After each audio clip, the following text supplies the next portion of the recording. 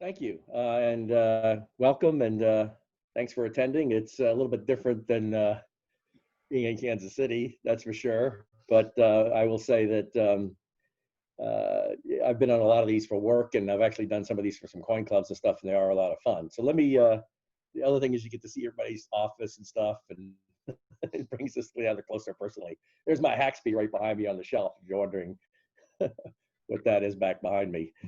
Let me share my screen, and we'll go into PowerPoint mode here, slideshow.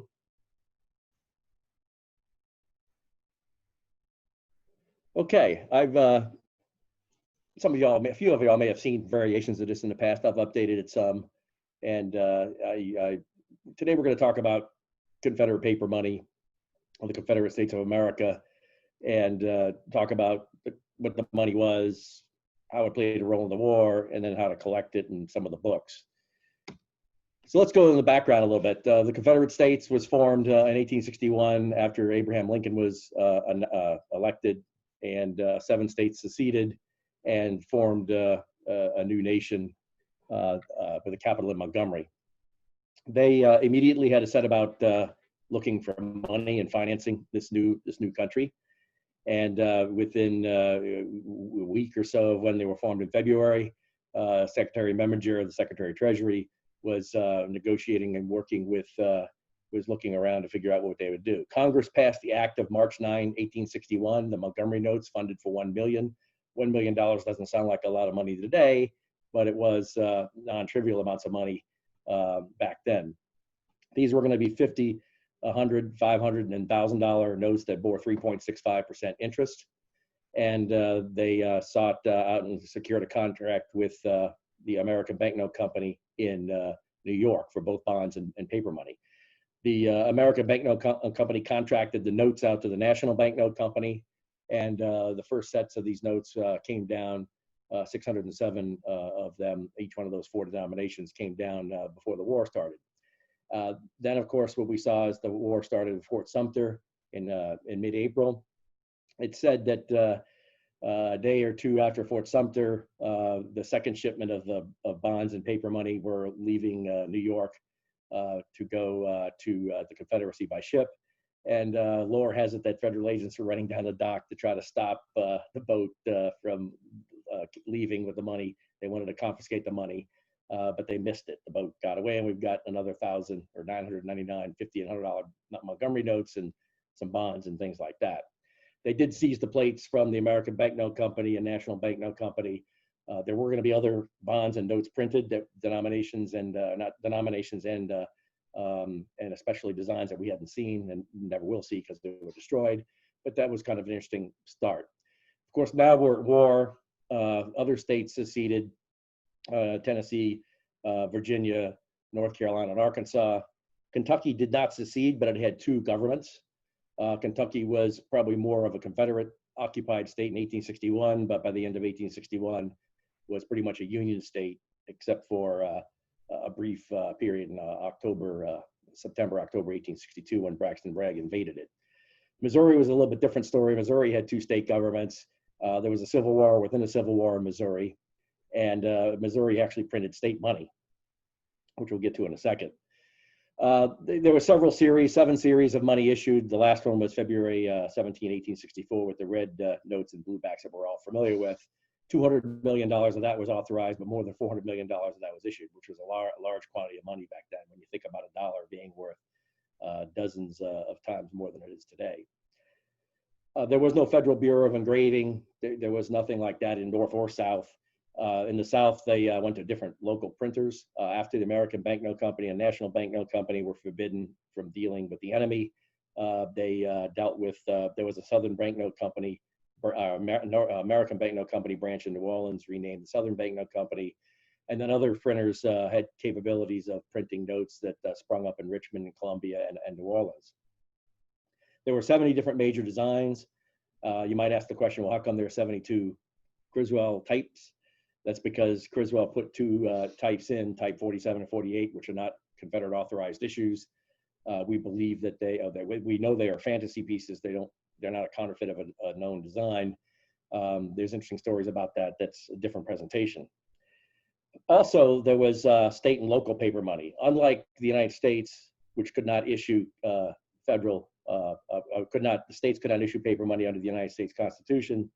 The Confederate Constitution let states issue paper money, and the states did. All the states, all 9 of the 11 Confederate states issued paper money, plus Missouri. Tennessee did not issue paper money. Nashville was overrun pretty early in the war, but they did use the Bank of Chattanooga as sort of I don't know what the right word is, a substitute, kind of like state money, but it wasn't. It was obsolete banknotes. South Carolina did sort of the same thing. It used the Bank of the State of South Carolina to issue paper money, and so the state itself didn't issue paper money. Interestingly, both Tennessee and South Carolina had paper money issued during Reconstruction, and that's a different story as well. There was local paper money, local script, merchant script that circulated around. Obsolete banknotes were prevalent in this period, and they were prevalent north and south, although they were started to be phased out with the National Currency Act of 1863 and by the Union, and of course Tennessee was occupied, and a lot of those there were national banks by the end of the war in Tennessee, although most of the rest of the Confederacy didn't have that. That transitions from obsolete into the national banknote collecting series. A couple of interesting things to state. You can imagine this system was pretty complicated, and it was. These multiple plethora of designs led to opportunity for counterfeiting because no one knew what was really real until later they standardized things and got a little bit better.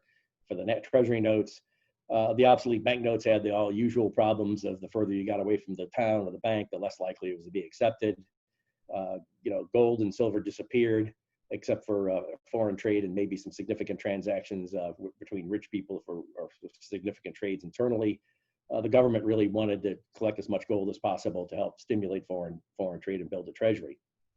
So that's the system that the Confederates went in with. So let's take a look. So I'm going to start with 1864, not because it's the first notes that were issued, but because this is where I recommend people that want to collect these notes start.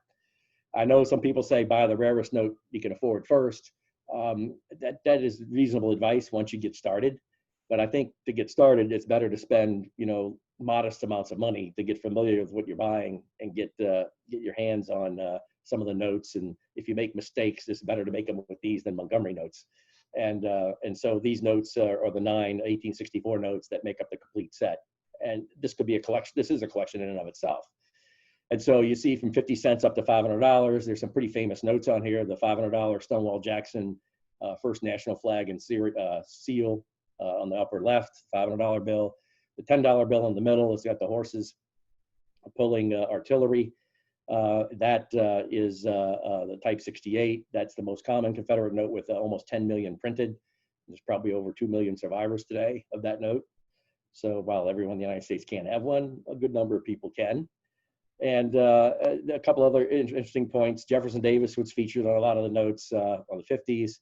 His Vice President Alexander Stephens on the 20s, and some other people as well. These notes here in circulated grade can range from $25, $30 for like the 5, 10, and 20, the 50 center. You get into some of the others a little bit more than that. And circulated, the 500 is going to be about $350 for mid grade, $350 for mid grade, like a slab VF20 kind of a note, might be upper threes. In pink, you can get them with some damage and stuff cheaper than that. So you can assemble a set of this stuff for well under $1,000. Now in uncirculated, they cost more, but they all are readily available in most grades. When you get up to gem unk, it gets a little hard for some of these things because Confederate money was trimmed by hand, and the framing isn't necessarily that good on most of them. So these are the pink notes that we're all familiar with. These are things that we can start with. Okay, so now let's go look at the series starting from the beginning. Now that we got an introduction of what the money looks like. These are the Montgomery notes. As I mentioned before, there were 4 denominations issued. These were interest-bearing notes, or interest-bearing bearer bonds, effectively. 3.65% interest. They paid interest for about a year before the interest was curtailed, and they were turned in. When the notes were turned in to be funded into new notes or new bonds, they would be canceled with cuts or holes, or sometimes occasionally stamps. And so a lot of these notes were turned in because this is represented a lot of money, and they were canceled. So a lot of these notes have been canceled, some of which have been repaired since then. This is a pretty high grade set here. The 50s and 100s, there's probably about 200 known of each one of those now. And the 500 and 1,000 is about 140 known of those, approximately. You can find the 50 and 100 and about uncirculated grade. Not too easy to find, but you can find them. 50s and 100s, it gets really hard to get them much above third-party grade VF 30 or 35, although they have been known to show up, and they have shown up periodically. You can get Montgomery Notes 50s and 100s for $6,000-7,000. If they're really ratty, you can get them under 5,000. Typical graded notes with some repairs, maybe 8, 9, 10, or 11.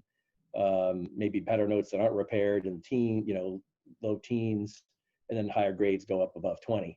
The 1,000 and 500 gets pretty hard to get under $20,000 unless it's got some problems. Most of those you're going to be able to buy in the 20s or 30s. When you get up into really high grades, they're going to go north of 30,000. So these are expensive.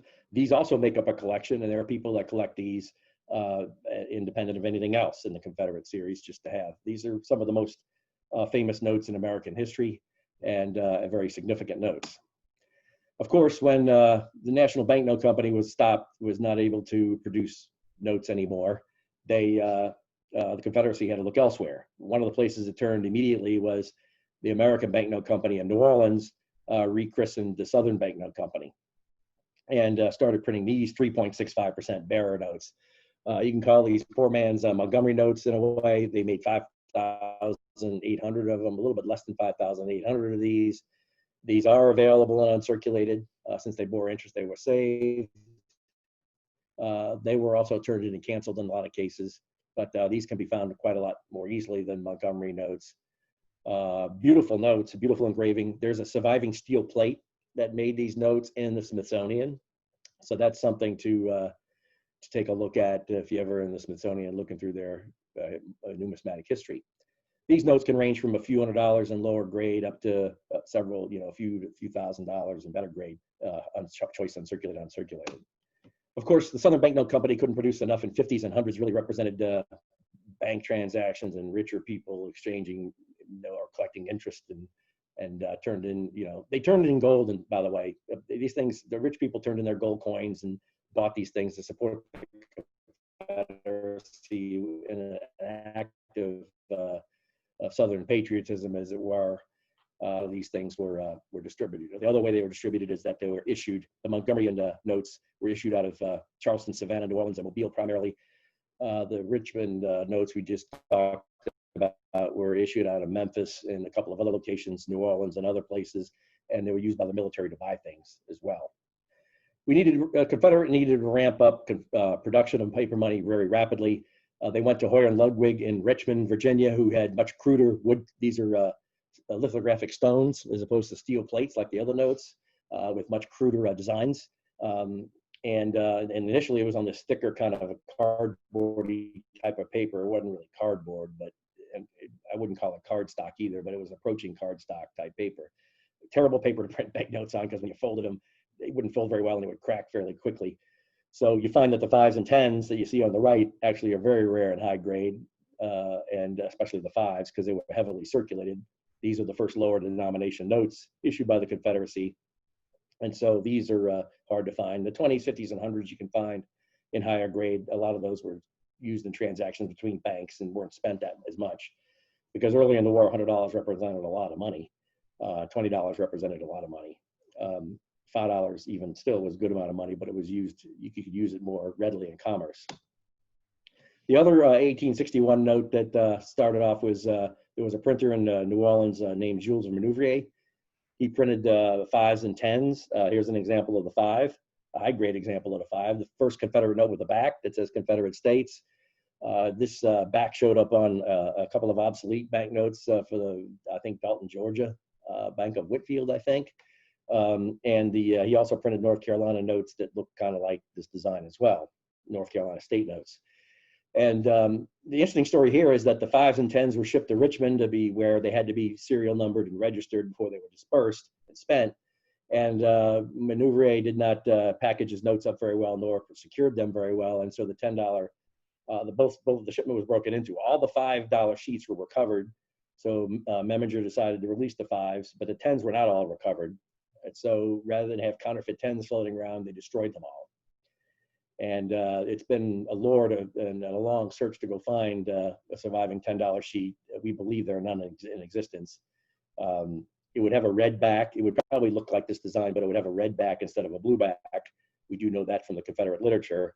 But other than that, the chances of one surviving are pretty nil, especially with over 20 years of internet and a lot of stuff coming out of the woodwork.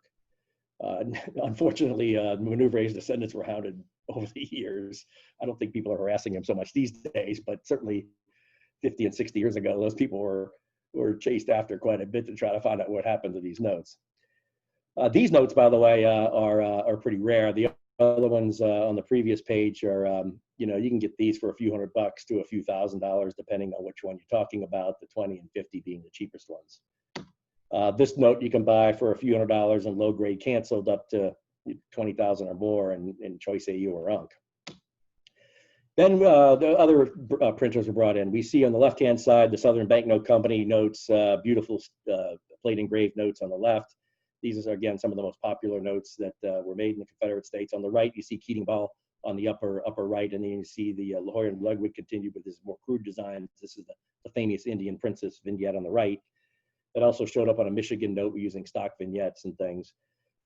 These notes are scarce to rare and range from a few $100s for the 5 and the 10 to the colorful 5s and 10s to the Indian Princess, which is 10s or 20s of thousands or even more, depending on the grade. One of the things that was kind of interesting with all these designs, in 1861, there was 30 something designs, 37 designs produced. And you can imagine that would confuse people quite a bit. And that was over the course of only 9 months. And those would continue to be printed in 1862. Those 1861 notes were printed through most of 1862, all the way through 1862, really, generally speaking. Some of them were stopped earlier, some went on. And then counterfeits appeared. The non-standard designs, the multiple printers drove that. There was also stock vignettes. These were vignettes that were used on obsolete currency, obsolete banknotes, and they could be readily, copied. Different papers made it such that, well, I don't know if this is on real paper or not. There wasn't a standard like quality paper like we see today, or even the federal paper was used in the Civil War. The Confederates used whatever paper they could get, much of it imported from England, but some of it homegrown. Particularly that cardboard stock that Warren Ludwig had, and some of these earlier papers are pretty basic paper. These both the July 25th and September 2, 1861 notes were counterfeited. Here's some examples on the right. This caused a panic on the Hoyer and Ludwig notes that are pictured on the right. Those are all counterfeits. Presley and Charleston, it showed up in Charleston, the depository in the office. Charleston that was responsible for exchanging money is where it showed up, and he would try to get his hands around it. It also showed up in other locations.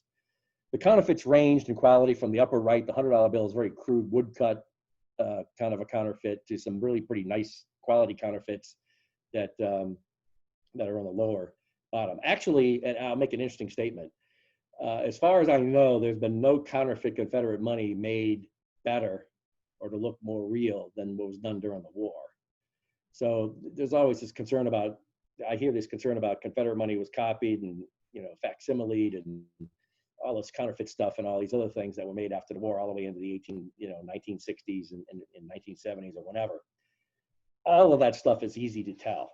There are some photocopies of notes that can fool people and scans on the internet, but once you see them, they're easy to tell. They're on the wrong kind of paper.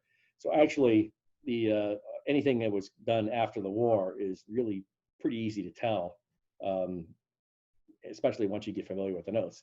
Most of the counterfeits made during the war are easy to tell. A few of them, like this 50 and 20, are a little more difficult. Anything with a printed signature that's not a 50-cent note, you rule out as counterfeit. George Tremel's book will help. So the fear of collecting these things, because there's a lot of counterfeits around, is really a little bit overblown, because these notes are, once you get familiar with them, they're hard to tell. And so here, you can take a look, and these are some of the best. You can easily tell the difference between the hundreds. I mean, that's what most of the Upham counterfeits were pretty easy to tell. Their designs are off. The wagon wheel has the wrong kinds of spokes in it, and there's a whole raft of things you can tell the difference. The 50 and the 20, a little trickier. George Tremolo gives some guidance about the head, the soldier, and the vignettes, and if they're printed signatures like the one on the bottom, you rule it out immediately as a genuine note. In some cases, the counterfeits from the war are worth more than the genuine ones anyway. This is the gentleman that was responsible for a lot of this, Sam Upham. He was born in Philadelphia, was part of the Navy, sought his fortunes in a gold rush, wasn't successful, became a newspaper man, went back home, back east to Philadelphia, ran a stationery shop. He got into the Confederate paper money business as facsimiles. He called them souvenirs or facsimiles. He advertised them. You could buy lots of them for 50 cents or $1, like piles of them. And he eventually sold his operation to John Cromer, who continued doing some of the printing of this money. Interesting things about Upham was he would print facsimile Confederate note. He even put his address on it to sort of skirt around federal anti-counterfeiting laws. But it was easy to trim off those margins and pass these notes as genuine. If you knew anything about the paper they were on, a lot of these Uphams were on pretty bad paper, pretty thin paper that tore, and a lot of them were in low grade. But they circulated, and they circulated pretty heavily. It was estimated at the peak of the panics in 1862 and 63, there was 30% of the money in Confederate money was circulating, might have been counterfeit, mostly by Upham, but also by Winthrop, Hilton, and New York, who probably produced those higher quality examples we saw before. Upham, I will just say one other thing about Upham's. There's a whole presentation I have on counterfeits, but I think it's an interesting thing to say that even though the United States government did not sponsor this, we have no proof they were involved in it at all. There's no written evidence. If anyone ever comes up with any in their researches in the federal side, in their archives, I'd love to see it. That would be a major discovery if we can demonstrate that the federal government was involved with Upham in writing. Now, what we can say, though, is that both Union soldiers and probably more damningly, Confederate parolees that were released from Elmira and others in exchange for Union prisoners were sent south with this money in their pockets, spending it. Now, the Union guys might have bought it, but I doubt a Union soldier would spend money on counterfeit Confederate money when they can go just take things. But even more, where would the Confederate parolee being transported south get this stuff?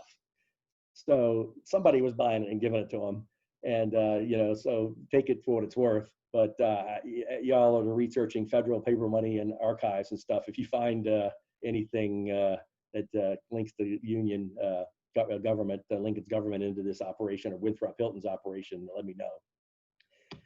Okay, so we move forward into 1862. These are another pair of famous notes. The train notes that paid 7.3% interest, and the slaves hoeing cotton with Calhoun, type 41, also paid 7.3% interest. And because they paid interest, these things had tended to have markings on the back. There was several different kinds of markings. They would issue dates. That would be when the interest would start. Some of them, like the upper right, have John Hightower here, an assistant quartermaster, captain. That makes that note worth more than a regular type note, because it's these military signers are sought after. The stamps are interest-bearing stamps. If you had one of these notes, you'd bring it to the depository. And it was the office name, and depository was the person behind the counter, and they would stamp it and give you interest in either scrip or Confederate bonds if you had enough money or whatever. Sometimes you had to collect enough of this stuff to get interest, because they didn't give you coins generally. And then the Type 41 note was issued in Bonham, Texas, April 2nd, 1863. That started the interest clock on the Type 41. We move forward into 1862 further. We're still printing all those 1861 notes we were talking about before through 1862. We stopped doing that at the end of 1862 and printed a new set of designs. The Confederacy depended on the state notes and obsolete bank notes and merchant scrip for small change. The Confederacy did not make a $5 bill or something below a $5 bill until June 2, 1862, with the, here you see Blanton Duncan's examples of his ones and twos. And, but even still, and those notes heavily circulated. You can find some of them in uncirculated because I printed quite a bit of them. But the ones with color over underprints, the one and the two, and Duncan wasn't supposed to make them at all. He was trying to charge the Confederate government more money by making the notes prettier, and managers told me what they weren't interested. On the lower left-hand side, you see an December 2, 1862 $50 note. Confederacy start putting backs on the notes in that series, as fifth series, December 2, 1862, which had $1 up to $100 bill in it. They did not pay interest, and this was a standardized set of designs. So we finally get the standardized set of designs at the end of 1862 with the first panic underway, and then that carried forward into the 1863 series on April 6, 1863 on the right. There was another panic in 1863 when some of the $20 1863 notes sheets were stolen out of one of the printer's offices in Columbia and were signed and forged. So they're not really counterfeits, but they're considered stolen and forged. And there was a pretty big panic in 1863 around that in the South that disrupted commerce. The other thing I'll say about counterfeiting is it wasn't so much that it drove inflation. The Confederates were printing money left and right anyway, so there was inflation. And inflation in the South wasn't just driven by printed money. It was actually driven as much, price rises were driven by the shortage of goods, shortage of manufactured goods, shortage of imports, because the Union blockade was strangling them. So there was a lot of things that became very short in supply, which actually drove the price up even more than the printing of the money.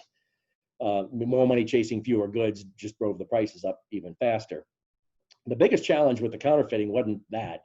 It was actually, it had people not want to take the money. So it put sand in the gears of Confederate commerce and slowed down the economy, which was already a much smaller economy than the North anyway.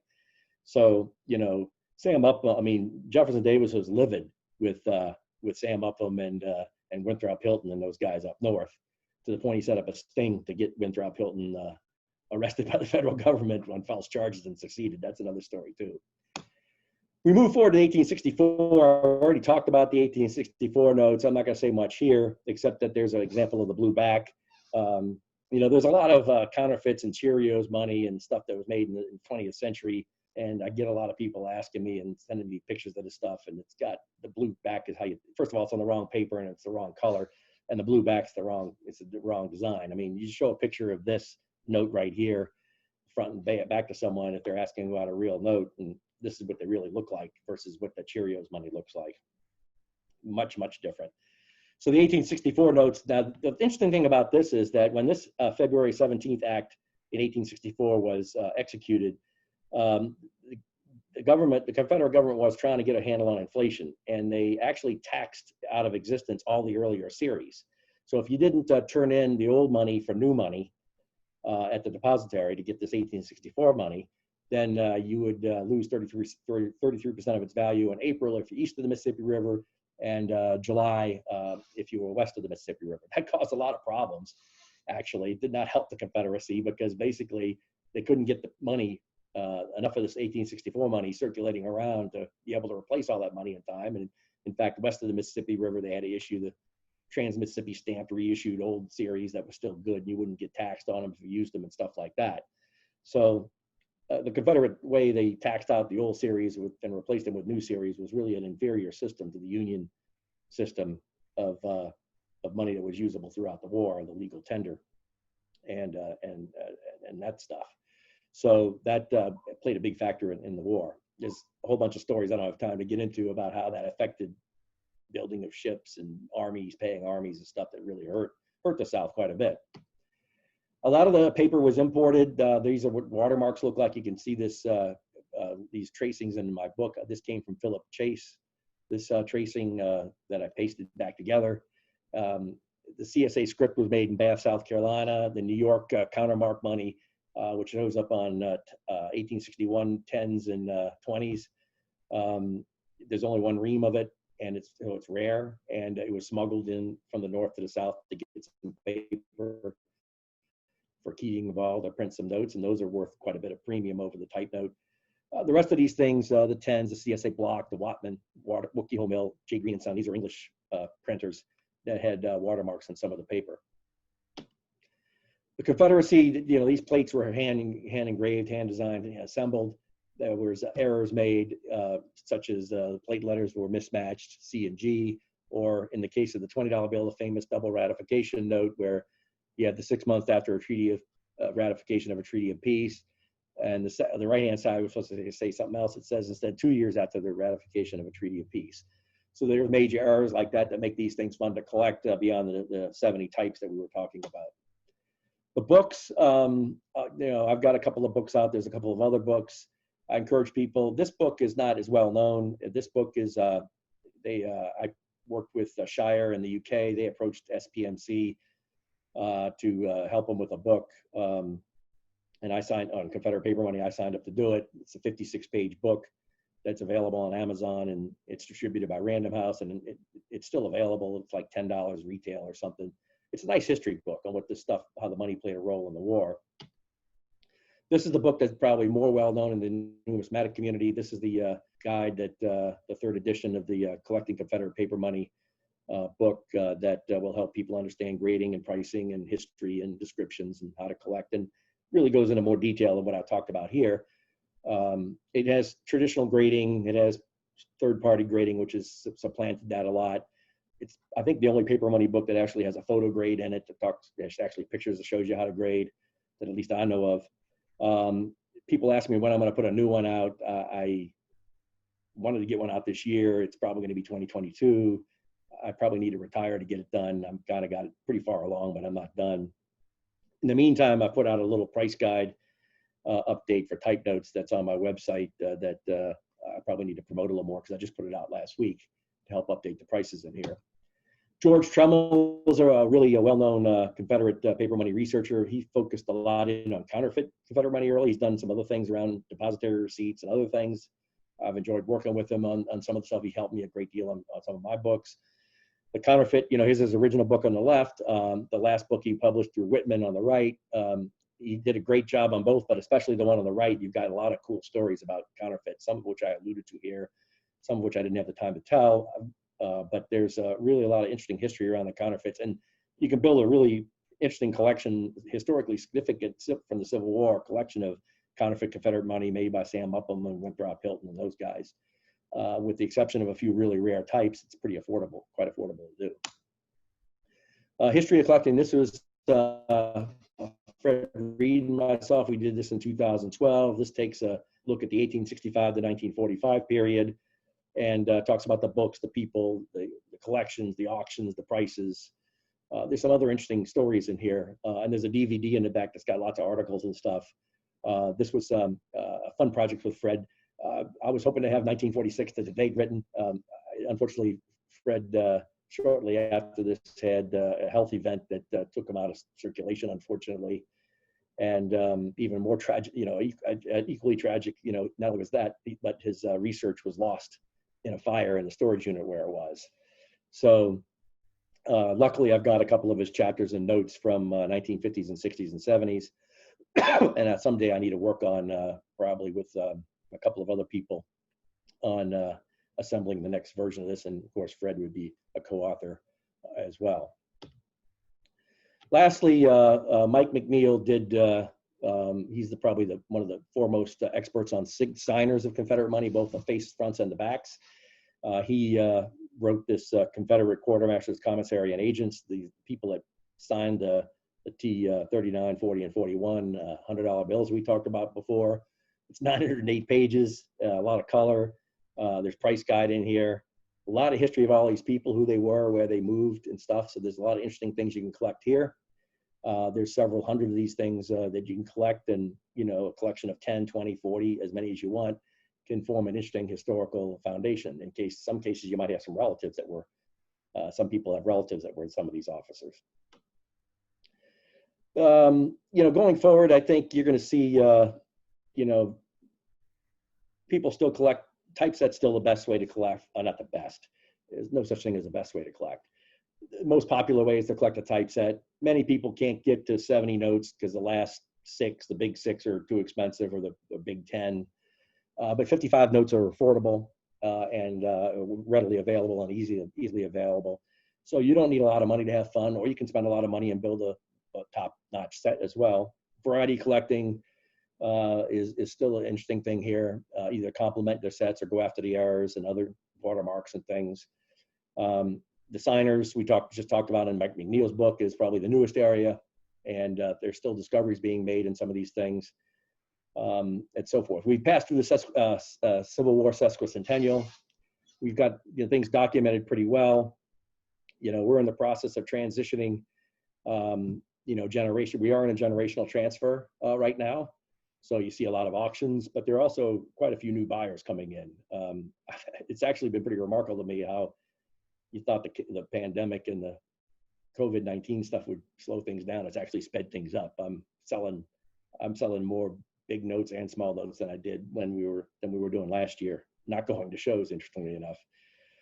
Another hot topic. It's always been an important topic, and it's something that's obviously in the forefront today, is the slavery's role in the war and on the money. It's featured on the money, at least some of the money. Let me just say that you can't say slavery wasn't part of it. It certainly was. Certainly, it was manifests itself in the founding documents of the Confederacy. It was the #1 reason why the South lost the war. Finances, the financial travails I described before, was the second reason why they lost the war. This is one way to continue to preserve history going forward, is to save, collect, and understand this money, because it does represent the whole gamut, the good, the bad, the ugly, and the terrible of this period. And then eventually we're going to have a Civil War bicentennial. I will be 100 years old in 2061 when it happens, if I'm still here. But that's that. All right, I'm going to stop there, and we can open it up for questions.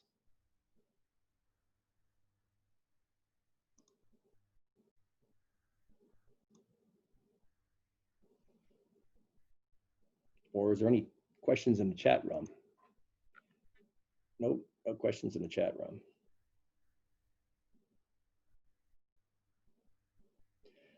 Email, yeah, let me put that in here.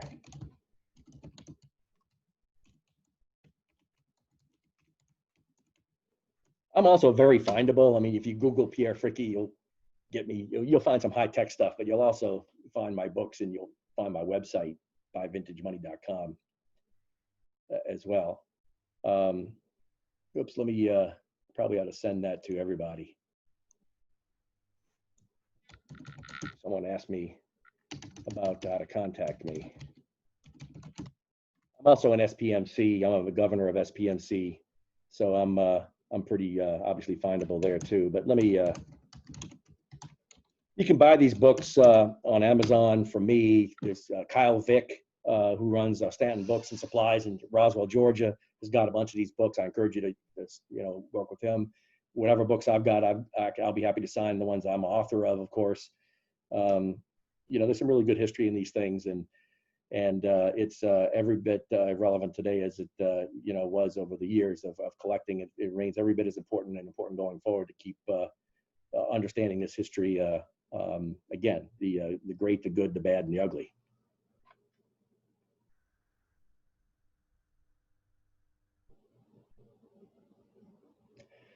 Let's see, some other questions. I've seen some notes that have been inscribed in the back.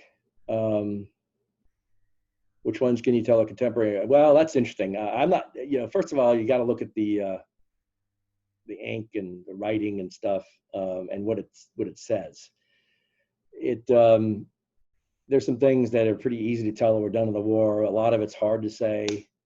There's stuff that, I've seen stuff that this was captured with Robert E. Lee at Appomattox. I don't know enough about you need kind of an ink and signature expert to go research those signatures.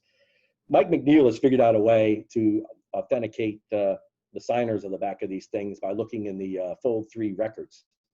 There's a website called Fold 3 that's got a lot of the archives and the records of all these signers. And so he can go look at how they sign documents that have been scanned and now are on the internet. And he can look at those signatures, look at what's on the note, and authenticate those signatures.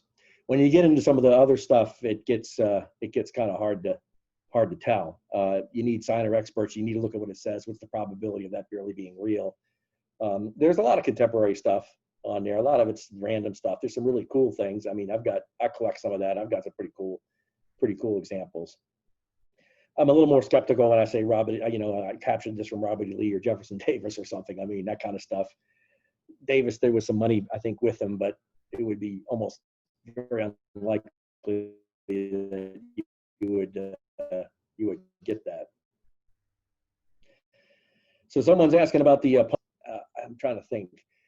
I'm going to make an educated guess. I don't know exactly what year, but I'm going to say that probably came out in the 1880s, roughly, during the big collecting boom of the 1880s. The 25th anniversary of the Civil War would have been in the late 80s, and 1890 would have been the 25th anniversary of the end of the war.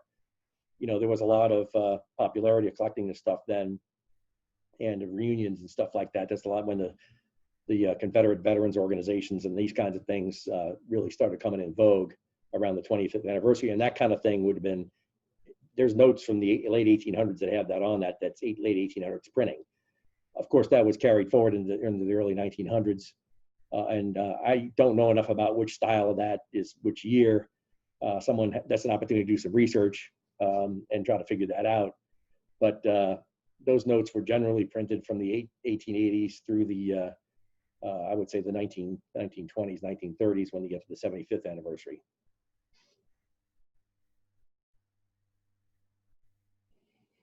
So the Confederate currency captured by the Union, it is still in the, well, it's actually in the Smithsonian, not the archives, although I guess that's archives, and it's not out on display. There was hundreds of thousands of notes. It's mostly 1863 and December 1862 canceled notes, because what was captured by the Union in Richmond was the large depository of Richmond, which wasn't the 1864 stuff, because that was still circulation.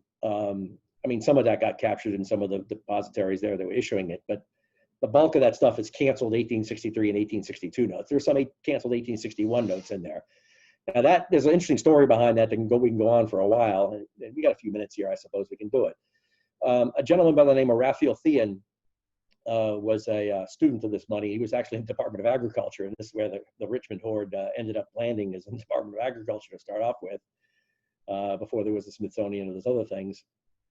And he actually studied the money and he actually categorized all the serial numbers and what the signers were. And that's one way you can tell a real note is use the Thean's Registry, which is a 1972 book published by Quartermaster, I think, or Quarterman, that you can match up serial numbers and signatures. That was based on Thean's work and studying that hoard. He was also a dealer and a collector. He wrote a book and categorized the numbers. His numbering system wasn't used. He put together albums for presentation for officials. He put together some collector albums for historical purposes, large albums that are in the Duke University. And he put together some larger presentation albums that there's 7 of them known that assembled about 400 and something notes to represent a collection. Now he sold notes off the back dock too. And so you're not going to go in the archives and find Montgomery notes and things like that. There wouldn't have been very many there anyway, but that stuff's all gone. Anything really rare that was commanded premium. By the time we got to the 1880s, we knew, Montgomery notes and Indian Princess notes, although he did use some Indian Princess notes in some of the Thean albums, but the Montgomery notes were gone, and some of the other rare notes are pretty thin, or they're rare by definition anyway. Is there much work on the connections between obsolete banknotes and Confederate notes that relate to design elements? There's been some articles. I know, I'm trying to remember who, a couple of different gentlemen published articles in Paper Money magazine of a Society of Paper Money Collectors some years ago. I want to say 10, 12 years ago, 8, 10, 12, maybe 13 years ago. And there actually are quite a few hundred obsolete banknotes where their vignettes show up on Confederate money. And there are people that collect those. I've got a small collection of those still.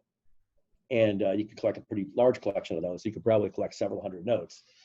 Most of those are pretty obscure. Some of them, the ones with the Indian Princess, like there's Marshall, Michigan notes that are pretty well known. Those command premiums. There's a few other vignettes. The Savannah Mechanics and Savings Bank, excuse me, has the Type 23, Type 32 were derived off those plates. So there is some research done on that, but there's not a book on that published. So when the Confederacy fell, the notes became worthless. And although so some of the rare notes weren't totally worthless. So there was auctions in New York. There was even a couple of auctions in New York in 1864, and when the war was going on, that actually sold Confederate notes as collectibles. I do know of a December 1865 note after the war, where a $1,000 Montgomery note realized $4.50 in a New York auction, and a $500 Confederate Montgomery note realized $2.50 in December 1865. Now, of course, the owners of those, that was probably Union soldiers that brought that back up north and decided to sell them. But it took a long time to go before those were worth face value again, and I'll get to that in a second. How did the federal government remonetize the South? I mean, the federal government, well, first of all, there was some Reconstruction money printed in some of the states. The second thing is there was a rebuilding going on. So workers were hired, and the federal government funded, or the banks funded, I don't know if the federal government funded that much. The banks funded a lot of the construction of, like, Atlanta needed to be rebuilt, and people, invested in those things from up north. So a lot of it was people more private than the federal government itself. Railroads were rebuilt. The government did some of that stuff to supply its Reconstruction occupation armies, things like that. It was a long road. Let me just say, it wasn't like this stimulus we just did for this COVID thing to keep our government going now. It was a much harder road, and the Southerners really suffered terribly in terms of their wealth. I mean, most Southerners didn't have much money anyway. I mean, the slaves obviously didn't have money. Now they were freed, and they still didn't have any money. Many of them had to still work on their farms. The poor white farmers basically kept doing what they were doing unless their farms were burned down, and they had to go restart over. My ancestors were one line as Cajun fishermen. They just went back.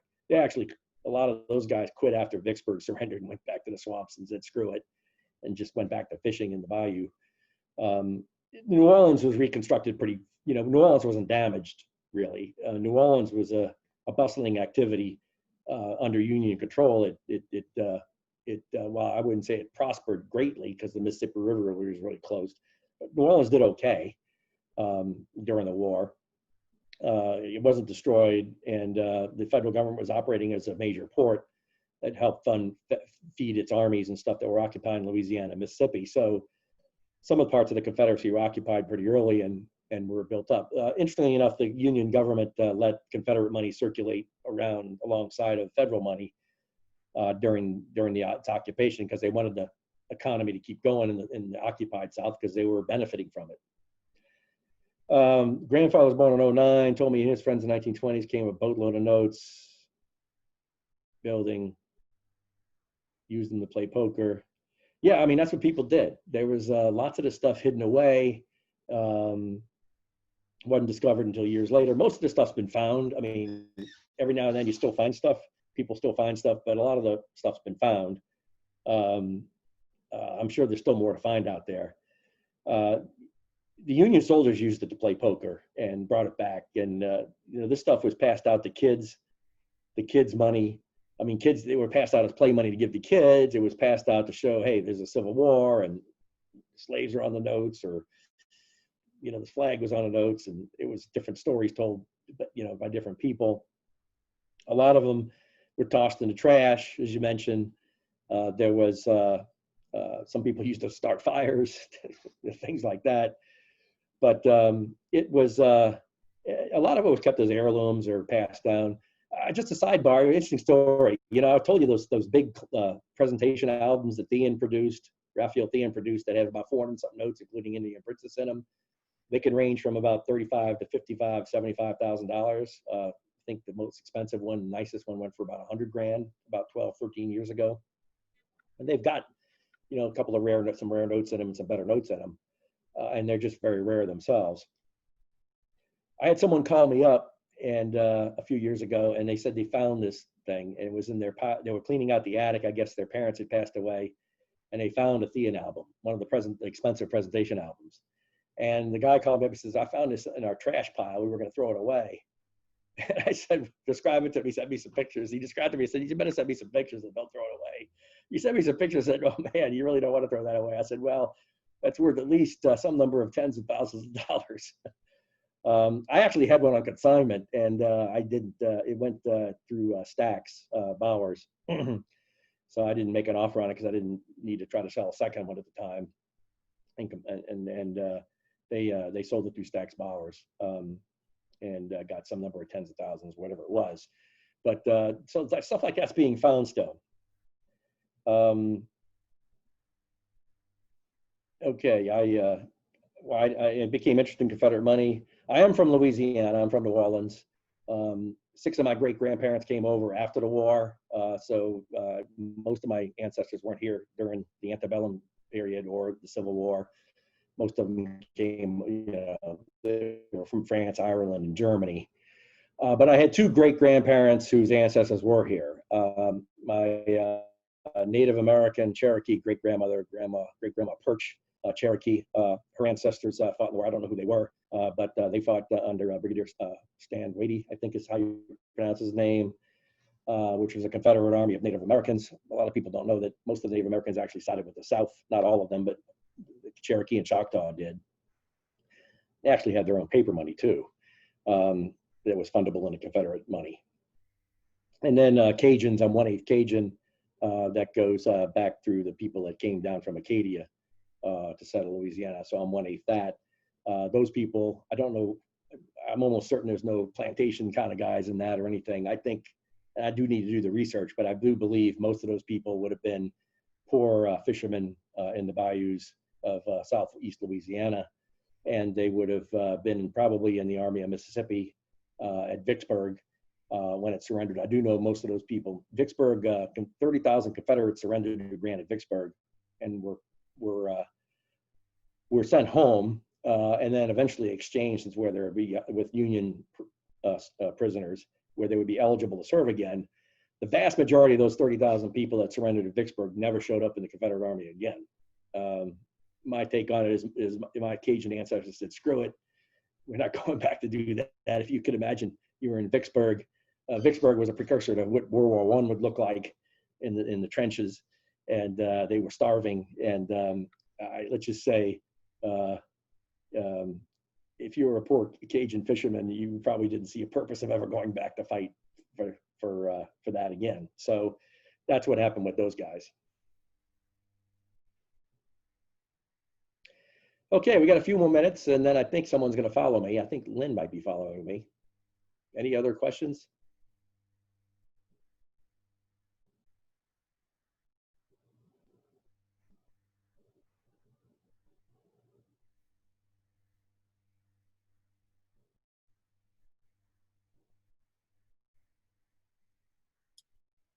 Well, if we don't have any more questions, we'll let you go, Pierre. Thank you very much for the presentation.